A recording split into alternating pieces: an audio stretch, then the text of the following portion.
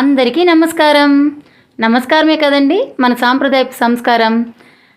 కల్కితో కబుర్లు, సరదాగా కాసేపు.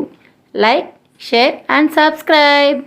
బాగా నిగనిగలాడుతూ ఫ్రెష్గా ఉన్నాయండి వంకాయలు. ఒక ½ కిలో తీసుకొని మచ్చుకలన్నీ తీసేసుకొని ఇలా తీసి పెట్టుకున్నాను.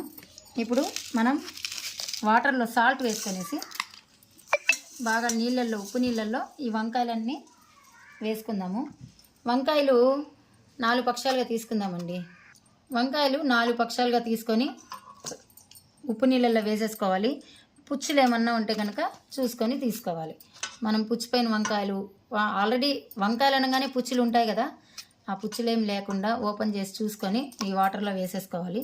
అన్ని వంకాయలు ఇలానే వేసేసుకుందాం. ఇలాగా మనం వంకాయలన్నీ కట్ చేసుకొని సాల్ట్ వాటర్లో వేసేసుకున్నాం కదా. ఇదిగోండి, ఇలా మనం 4 పక్షాలుగా కట్ చేసుకొని పుచ్చులేం లేకుండా చేసుకున్నాము. కానీ పుచ్చిపోయిన కాయలు కూడా ఉన్నాయండి. చూడండి, హాఫ్ అయిపోయినాయి. హాఫ్ కాయలు మిగతాగాన్ని ఇలాగ పుచ్చిపోయినాయి. పుచ్చులన్నీ తీసేసుకున్న తర్వాత మనకు మిగిలిన వంకాయలు ఇవే అనమాట. ఈ వంకాయలు సిద్ధం చేసుకున్నాము. ఇప్పుడు మనం స్టఫింగ్ లేని గుత్తొంకాయ కోసం వంకాయలన్నీ ఇలాగా రెడీ చేసుకొని ఉప్పులో వేసుకున్నాము.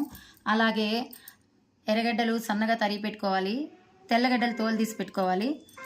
కొత్తిమీర, కరివేపాకు సిద్ధం చేసుకోవాలి. మనం ఇప్పుడు వేపుకొని చేసుకునే మసాలా కోసం ధనియాలు 1 స్పూను, ఎండుమిర్చి 10 నుంచి 15 దాకా, పచ్చిశనగపప్పు 2 స్పూన్లు, ఉద్దిపప్పు 2 స్పూన్లు, జీడిపప్పు కొద్దిగా, 1 స్పూన్ మిరియాలు, 1 స్పూన్ మెంతులు, శనగకాయ పప్పులు ఒక 2 పిడికెళ్ళు తీసుకున్నాను, నువ్వులు కొద్దిగా తీసుకున్నాను. ఇవన్నీ మనం వేపుకోవాలి. వేపుకొని మసాలా చేసుకోవాలి. ఈ 3 చూసారా, ఇవన్నీ మనం సిద్ధం చేసుకొని ఇప్పుడు స్టవ్ దగ్గరికి వెళ్ళిపోయి గుత్తొంకాయ చేసుకుందాం. ఇప్పుడు మనం స్టవ్ పైన కడాయి పెట్టుకొని 2 స్పూన్లు ఆయిల్ వేసుకోవాలండి. 2 స్పూన్లు ఆయిల్ వేసుకొని మనం ముందే చూపించుకున్నాం కదండి పప్పు, ఎండుమిర్చి, ధనియాలు, అవన్నీ ఎండుమిరపకాయలు, ధనియాలు, మెంతులు, మిరపకాయలు, పల్లీలు అన్నీ వేసేసుకోవాలి. బాగా వేపుకోవాలండి. చివరిలో నువ్వులు వేసుకోవాలి, ఎందుకంటే నువ్వులు ముందే వేస్తే మాడిపోతాయి కనుక. ఇవన్నీ దూరగా వేపుకుందాము. చివరిలో నువ్వులు వేసుకుందాం. చూసారా, ఇవన్నీ బాగా వేగుతున్నాయి. మనము ఉద్దిపప్పు, శనగపప్పు, శనగకాయ పప్పు, అలాగే జీడిపప్పు అన్నీ వేసుకున్నాం కాబట్టి, అన్ని రకాల పప్పులు వేసుకున్నాం కాబట్టి మనం మసాలా గ్రేవీ అయితే బాగా చక్కగా చిక్కగా వస్తుందండి. ఇలా ముక్కాలు భాగం వేగిపోయిన తర్వాత చివరిలో నువ్వులు వేసుకుందాం. చూసారా, అన్నీ చిట్పట్లాడుతున్నాయి. మెంతులు అవన్నీ బాగా వేగిపోయాయి. ఇప్పుడు మనం చివరిలో మనం ముందే ఉంచుకున్న నువ్వులు వేసేసుకుందాము. నువ్వులు చివరిలో వేసుకుంటే మాడకుండా ఉంటాయి. ఒక్కసారి బాగా కలుపుకొని స్టవ్ ఆఫ్ చేసేయచ్చండి. ఆ వేడికే నువ్వులు వేగిపోతాయి. ఇప్పుడు నేను స్టవ్ ఆఫ్ చేసేస్తున్నాను. ఇవన్నీ చల్లారిన తర్వాత మిక్సీ జార్లో వేసుకుందాం. చూడండి, మనము అన్నీ వేపుకున్నవన్నీ మనం మిక్సీ జార్లో ట్రాన్స్ఫర్ చేసుకుందాం. మిక్సీ జార్లో వేసేసి మెత్తగా పేస్ట్ చేసుకొని వచ్చేయాలి. ఇప్పుడు మనం మిక్సీ జార్లో వేపుకున్నవన్నీ వేసుకున్నాం కదండి, పప్పులంతా. సాల్ట్, రాళ్ళుప్పు మనం గుత్తొంకాయకి ఎంత కావాలో మొత్తం ఇప్పుడే వేసేసుకొని మిక్సీ పట్టుకొచ్చేద్దాం. మనం మిక్సీ పట్టుకొని వచ్చేసిన తర్వాత పౌడర్ లాగా అయిపోతుందండి. ఆ పౌడర్లో ముందే సిద్ధం చేసుకున్న ఒక నిమ్మకాయ అంత సైజు చింతపండులో వాటర్ వేసుకొని చక్కగా గుజ్జు చేసేసుకున్నాము. ఆ చింతపండు అలాగే కొద్దిగా వాటర్ వేసుకొని మళ్ళీ పేస్ట్ చేసుకుందాం. మిక్సీ పట్టుకొని వచ్చిన తర్వాత మనకి గుత్తొంకాయ కోసం కావాల్సిన గ్రేవీ కోసం మసాలా రెడీ అయిపోయింది. ఇప్పుడు మనం స్టవ్ వెలిగించుకొని వంకాయలు వేపుకుందాం. మనం పప్పులు వేపుకున్న బాండల్లోనే 4 స్పూన్లు ఆయిల్ వేసుకొని 2 ఎండుమిర్చి వేసుకోవాలండి. ఎండుమిర్చి బాగా వేగిపోతుంది. ఎండుమిర్చి ప్రతి తిరగమాతలో కూడా ఎండుమిర్చి హైలైట్గా ఉంటుందండి.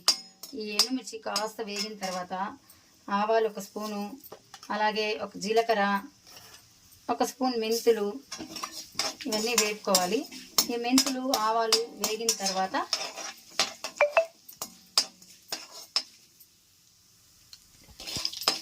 చూసారా, ఆవాలు మెంతులు చిట్పట్లాడుతున్నాయి కదా. ఇప్పుడు మనం 1 స్పూన్ ఉద్దిపప్పు, 1 స్పూన్ శనగపప్పు వేసేసుకొని వేపుకుందాము. ఆ వేడికి 1 స్పూన్ ఉద్దిపప్పు, 1 స్పూన్ శనగపప్పు వేపుకున్న తర్వాత పప్పులు వేగుతాయండి. చూసుకుందాం. ఇదిగోండి, శనగపప్పు వేగిపోయింది. శనగపప్పులు, ఉద్దిపప్పులు వేగిపోయిన తర్వాత గుప్పెడు కరివేపాకు వేసుకుందాం.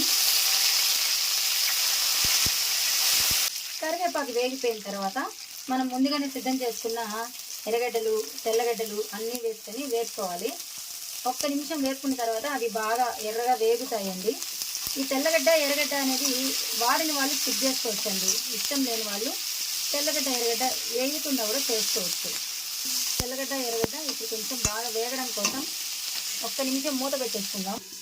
చూద్దామండి. కొద్దిగా ఎర్రగడ్డ తెల్లగడ్డ కొద్దిగా మగ్గాయి కదండి. ఇప్పుడు ఒక స్పూన్ పసుపు వేసుకుందాం. అందులో పసుపు వేసుకొని వేపుకుందాము.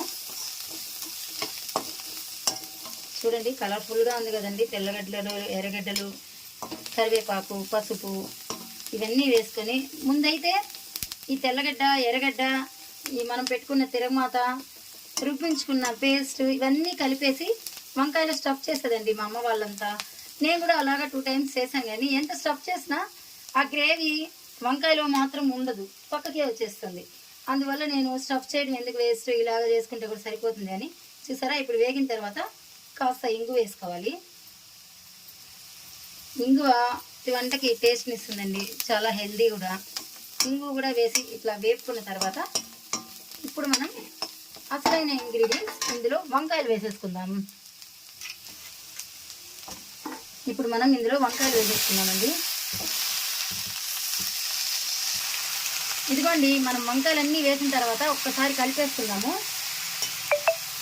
మనం వేసుకున్న పోపులో వంకాయలన్నీ ఒక్క నిమిషం వేగనిద్దాం. ఇలా ఒక్క నిమిషం అలాగే మూత పెట్టి మగ్గించుకుందాము. ఇప్పుడు కొద్దిగా మగ్గిన తర్వాత వంకాయలు కలర్ చేంజ్ అయ్యాయి కదండి. ఇప్పుడు మనం వంకాయలు మునిగేంత వరకు వాటర్ వేసుకోవాలండి. మనం మామూలుగా వాటర్ వేసుకోవాలి, చింతపండు రసం అది కాదు, మామూలు వాటర్ వేసుకొని ఒక్కసారి కలిపేసి ఇలా కలిపేసి వంకాయలు కొద్దిగా మెత్తబడిన తర్వాత మనం గ్రేవీ వేసుకుందాం. ఇదిగోండి వంకాయలు బాగా ఉడుకుతున్నాయి కదండి, కుతుకుతులాడుతున్నాయి. ఈ వంకాయలు సగం దాకా ఉడికిపోయాయి. ఇప్పుడు మనం ముందే రుబ్బి పెట్టుకున్నాం కదండి, ఆ పేస్ట్ అంతా ఇందులో వేసేసి కొద్దిగా నీళ్లు వేసుకుందాము. కొద్దిగా నీళ్లు వేసుకొని కలుపుకుందాం. మనం రుబ్బి పెట్టుకున్న పేస్ట్ అలాగే మిక్సీ జార్లో కొంచెం పేస్ట్ ఉంటుంది కదండి, వాటర్ వేసుకొని మిక్సీ జార్లో కూడా వాటర్ వేసేసుకొని ఆ వాటర్ కూడా వేసేసుకుందాము.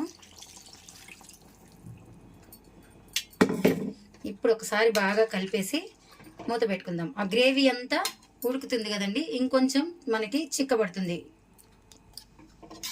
అంతే అండి. మనం మిక్సీ పట్టించుకున్న పేస్ట్ కొద్దిగా వాటర్ కలిపేసి ఇప్పుడు మనం మూత పెట్టేసుకుందాము. మూత పెట్టేసుకొని ఒక 5 minutes తర్వాత చూద్దాం. చూడండి మనం మూత పెట్టి సిమ్లోనే ఉడికించుకుంటున్నాం కదండి. వంకాయ అన్నీ ఉడికిపోయాయి. చూడండి గ్రేవీ దగ్గరికి వచ్చేసింది. మనం నీళ్ళుగా వేసాం కదండి, కానీ బాగా ముద్దయిపోయింది చూడండి. ఇదిగోండి ఇప్పుడు మనం వంకాయ చూసుకుందాం. ఒక వంకాయ చేసి కట్ చేసుకుందాము. వంకాయ ఉడికిందో లేదో బాగా తెలిసిపోతుంది. చూసారా బాగా ఉడికిపోయిందండి. వంకాయ ఉడికిపోయింది. ఉప్పు కారాలు అన్నీ పట్టేసి గ్రేవీ అంతా బాగా దగ్గరికి వచ్చేసింది కదా. ఇప్పుడు మనం కొత్తిమీర చల్లుకుందాం చివర్లో. ఇప్పుడు బాగా కొత్తిమీర చల్లేసి కలిపేసుకుందాము. అంతే అండి, గుత్తొంకాయ రెడీ అయిపోయింది. కానీ మనం స్టఫ్ చేయకుండానే గుత్తొంకాయ రెడీ అయిపోయింది. చూసారా ఈ గ్రేవీ చాలా టేస్టీగా ఉంటుంది, గుమ్మగుమ్మలాడిపోతుందండి. ఆహా, వంకాయ గ్రేవీ చాలా బాగా గుమ్మగుమ్మలాడిపోతుంది. ఇప్పుడు మనం చివర్లో మూత పెట్టేసుకొని స్టవ్ ఆఫ్ చేసేసుకుందాం.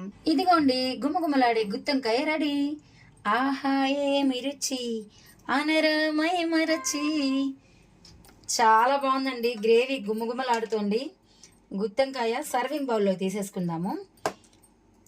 మనం సర్వ్ చేసుకోవడానికి గుత్తొంకాయని సర్వింగ్ బౌల్లో తీసేసుకొని సర్వ్ చేసుకుందాం. ఇదిగోండి మనం చేసిన గుత్తొంకాయ టేస్టీగా సర్వింగ్కి సిద్ధంగా ఉంది. ఈ గుత్తొంకాయ కనుక మీకు నచ్చినట్లయితే కల్కితో కబుర్లు ఛానల్ని లైక్ చేయండి, షేర్ చేయండి, సబ్స్క్రైబ్ చేసుకోవడం మర్చిపోకండి.